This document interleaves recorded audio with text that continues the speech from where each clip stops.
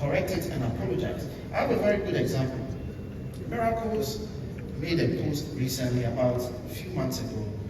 It was a video that he posted, and it turned out the video was deep fake.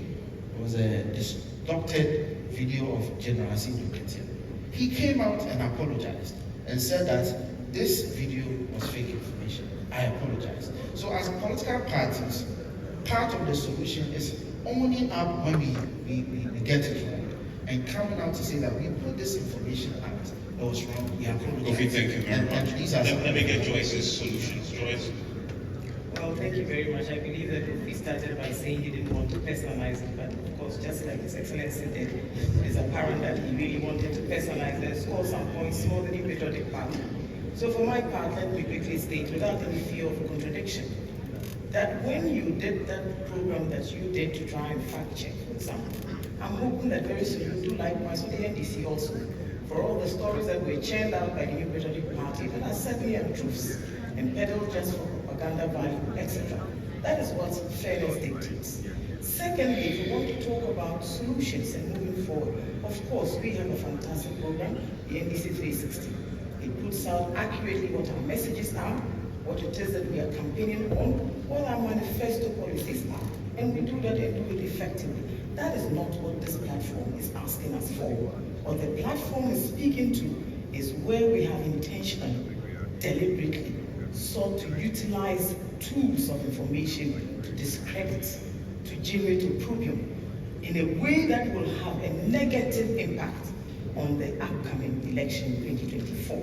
I still maintain that since you are the ones in government, the absolute responsibility rests entirely with you in government. Any proposal? If you set the ball rolling, I'm sure that everybody will follow. My proposal going forward is very simply this, that if we want to pass any other action plan, let it be a legislative instrument. There are many lawyers in this room, to the Right to Information Act. And anything coming from this cabinet, I completely disagree with. It would make no impact, it would have no solution, and certainly would only go to give credence to a certain perception that is out there. It is 7 years, 7 months too late. Secondly, if we want a solution, I believe that the media is the best place to find solutions. Fact check all of us on everything we put out there. You have the resources, you have the capacity, you have the social media networks, you even control quite a number of the new media that the Gen Zs are very interested in. And that is where we do the most mischief. Let me throw the back to you in the media. That from here, you will start to fact check us all as we go along. Secondly, you also know that for whatever it is worth, I think that the governance institutions will still play a key role. I am also certain that the courts will certainly continue to play a very important role in the quick dispensation of some of these matters when they appear or go before the courts. Thirdly, I will expect that as we are fact-checking one another, let's remember that the best form of reducing all of these malicious things is respect for one another. And that will require enormous advocacy. So I will land on the Bible verse from 1 Kings chapter 3, verse 16, where we had mothers living in the same compound. And when they woke up, one child was smothered, the other one was alive. King Solomon was faced with a very difficult choice to decide on who got the baby. One of them said, yes, bring a knife and divide that baby. The other one said, let's keep the baby. So the woman who cried for the living child was actually determined as the mother of that child. I will land on this one. With His Excellency the President, I hope he's listening. Thank you. Thank you. Thank you. Your bulleted solutions as we wrap up from the NCC. Thank you very much. And I want to applaud the people who put this summit together for ensuring that we have important voices on the panel representing the political parties, particularly as we go into the election. It's a great achievement. I think that the solution is multi-pronged, and we can't talk about one solution over the other. I want to highlight the role of media, and media houses like yourself, who have over the years built credibility and public trust, to be extra careful not to abuse that trust by advertently, inadvertently going out there and becoming part of the problem by putting out things that are not properly verified. Because when the major media houses also tag onto information that is floating out there, it gives it a certain credibility that is now difficult to dismantle. So first, I want to say that one major solution is the media houses should take some responsibility and not see themselves as organizations that are set up as part of the governance structure. They're not just there to put out information, but it is important that the information you put out not only is true, but is also nation building in orientation. The other one, of course, which I kind of run away from, is investing in public education, and that the state should invest in public education to ensure that the consumer's part of this whole equation is also taken care of. Because if your fake news does not have impact, because people are savvy in how they consume information, after a while you will stop. Because at the end of the day, and I'll use political parties because that is the season that we are in, political parties are looking for impact. They will not waste their time on unimpactful things. So if you invest in the public education so that people consume information in such a way that fake news, misinformation fall on non-fertile ground, eventually, over time, it will not be profitable for parties who churn out this information to continue to do so. The last thing I'd like to do is to implore the political parties. I know that the season has heated up and it's actually going to get hotter. And we are all in it. We are all victims. We are all running through. But I will implore the political parties to please have a Ghana first approach, because this election is more important than the others, because as that is very real and we should not take it for granted. And misinformation, disinformation, fake news, these are real threats. These are tools that can be used to create complete mayhem. And if that happens, all the other things that we do as we prepare towards the elections. Definitely, thank you very much. Estelle? So, my final words are really around just how difficult life is today for every Ghanaian, or the majority of Ghanaians. We see construction all around, so it looks like some people are doing okay. But for the majority of Ghanaians, for the majority of businesses, it is extremely difficult. And so what Ghanaians are looking for and what Ghanaians need is a leader that is going to be committed to our nation. Because that will be offensive. So our proactiveness towards sharing information and engaging will make these people redundant, such that they will not win. And again, when it becomes necessary that something has gone out, as an institution, as entities responsible, we should make sure that we give the information out, the form of debunking, as soon as possible, so that the people who have the capacity will carry it and carry with that. Now let me look at the press briefly, the media. The media, our fourth estate of the red, have a powerful role to play. Use your informing and educating responsibility or functions to get us educated, for us to be media literate, and for us to be able to know what misinformation and these things are, and for us to stay alert. At the same time, use your gatekeeper responsibility or role to ensure that you check what goes out and help us not to consume what we need to consume.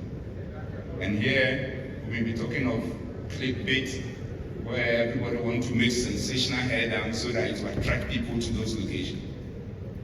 And also we should check our breaking news journalism, which takes us wanting to be the first to share the news without doing proper cross-checking. It hurts.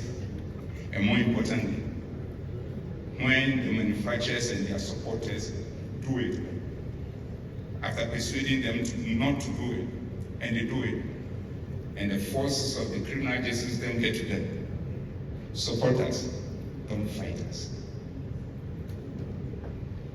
Now let's look at civil society.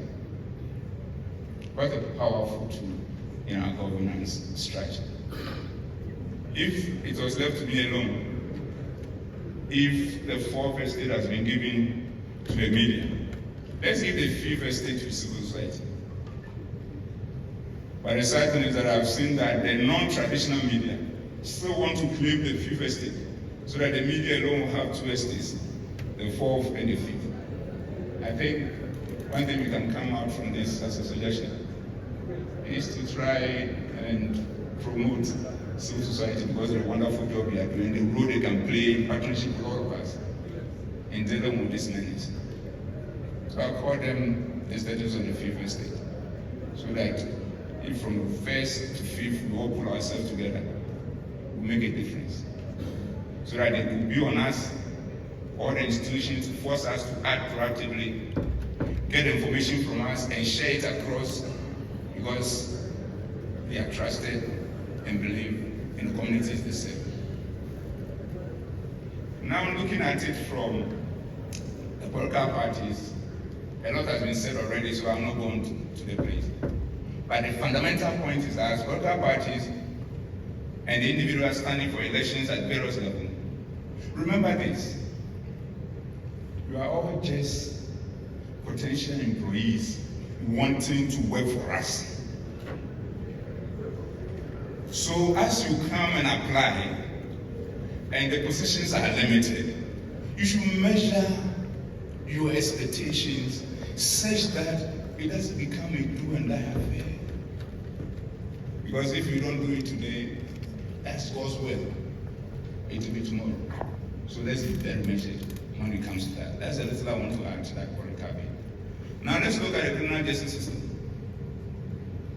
We are grateful for all the comments, constructive criticisms that have come to us this morning.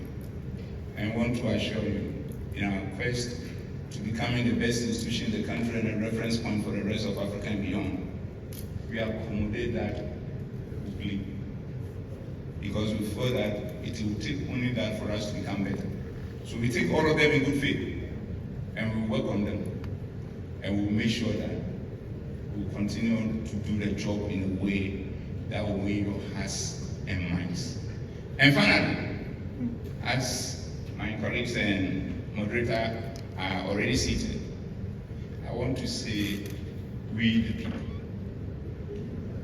We the people, let us support every system, every structure, as long as the actions being taken are in our interest and the interest of humanity. And let's be less divided when it comes to fighting a common enemy. Other than that, we'll always come back and be talking about the same issue with no solution, no progress. So in conclusion, Honorable Minister, the Chief, the King of the Ghana State, distinguished ladies and gentlemen, this is my country, the only one I have. This is your country, the only one you will ever have. This is our country, our birthplace. Where else do you want us to go if we don't find ways of coexisting peacefully? I thank you very much.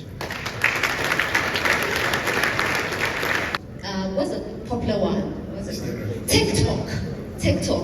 How do you know? How do you decipher? How do you conclude that this story is fake or real? What motivates you to share the story with your friends? Thank you very much for the question, Nana. Before I believe a story that I see on social media, I read the whole story, because maybe the lead might be the lead might be Deceptive. Exactly. So I read the whole story and verify from other media platforms or media houses and see whether it's true or not. Okay. And so if it is not on the regular pages, starfm.com, My Joy Online, Ghana Report, then you believe that there's something fishy about it. Okay. What's your name? my name is Joanna Chilowa. Joanna, how do you conclude that the story is fake or true? If you saw a story tomorrow and the headline says that former President John Mahama has decided not to run in 2024 elections, how would you know that the story is fake or real? Okay, so personally, I will first read the whole story and then go to the comment section. I take other people's opinion concerning that same story. And after that, I'll go to other media platforms to confirm. And then I also ask questions from my other colleagues about that same story. Thank you. You won't go to President Mahama's page, official pages to check? Yes, I'll go there to check. Okay. All right. So maybe that should be the first place to check, right? What's your name? Hi, my name is Sharita Gwede. Sharita. Okay. If you woke up tomorrow morning and you saw a screaming headline that said, Dr. Baumia says that the cedi finally is trading at 1 cedi to the dollar. How would you know the story is fake? Which really is fake? How would you know the story is fake? So I'll visit the most trusted bloggers I know and then clarify from there. Bloggers. Who are the trusted bloggers? I think Yemi Baba, I have Yemi Baba. Okay. And DHI Patu. Nice. Interesting. Very interesting. Okay, let's go to the last gentleman. What's your name? My name is Jerome James Inso. Sorry? Jerome James Inso. All right. So you wake up tomorrow, you're on a bus going to work, to school, and then you see a publication on Facebook. IGP says that on December 7th, if you don't have your Ghana card, no, let me change this. Okay, IGP says that on December 7th, forget Ghana card, go with your passport and vote, and nobody can do anything to you. How would you know the story is fake or true?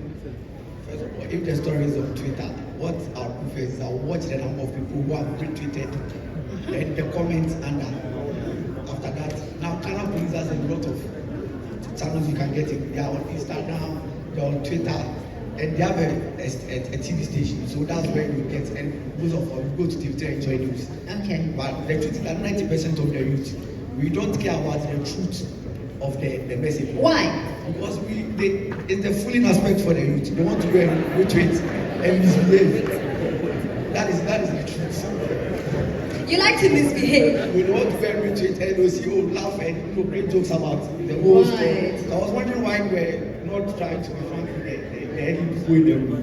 Because if they will never read the whole page, they will go and look for as you said, the bloggers, those who are making fun of the message, and that's where we normally get whether because someone would let you know that it's serious on Twitter before you go and look for the whole statement to read. Okay. But you've been listening to all the speakers this morning. Do you feel their messages really targeted you, young people between 18 and 25?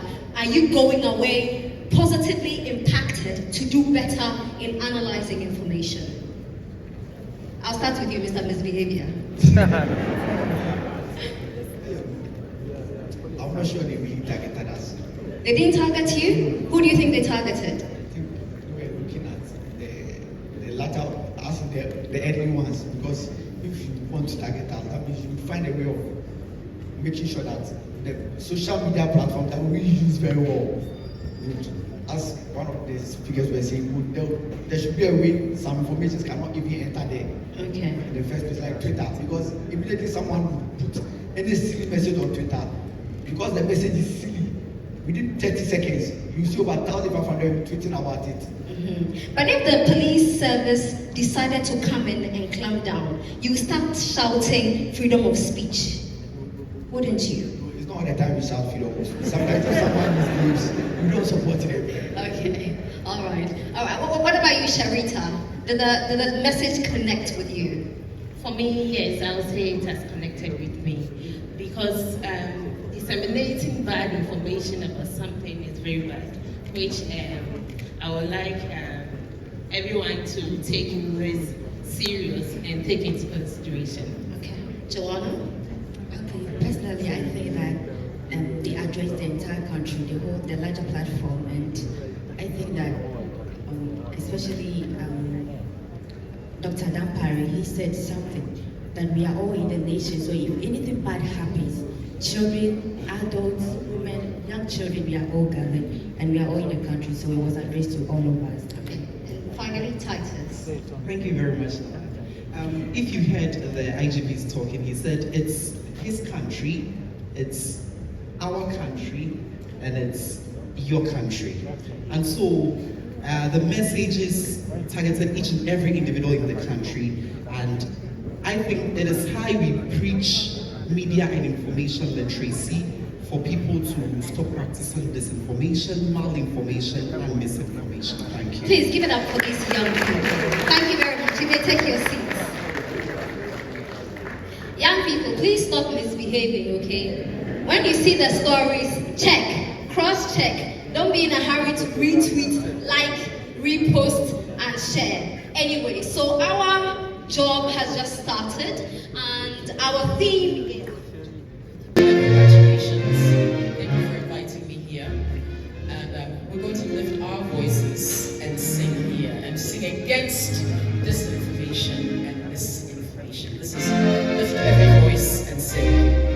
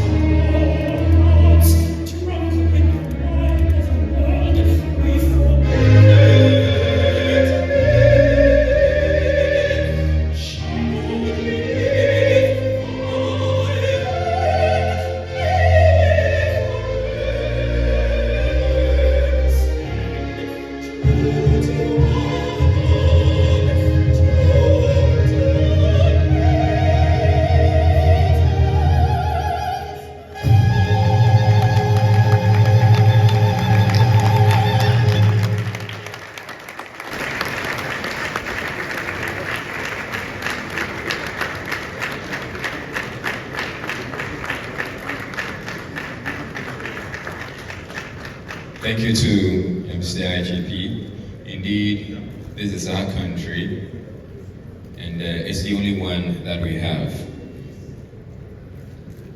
This is also the Ga State, and His Royal Majesty King Takiteria Tinkati King Taki Teko Chu II. Ufaneke Iesha family. He would want to take leave, and we want to say thank you to him for making the time to sit through the sessions up to now. And May we please rise as he exits.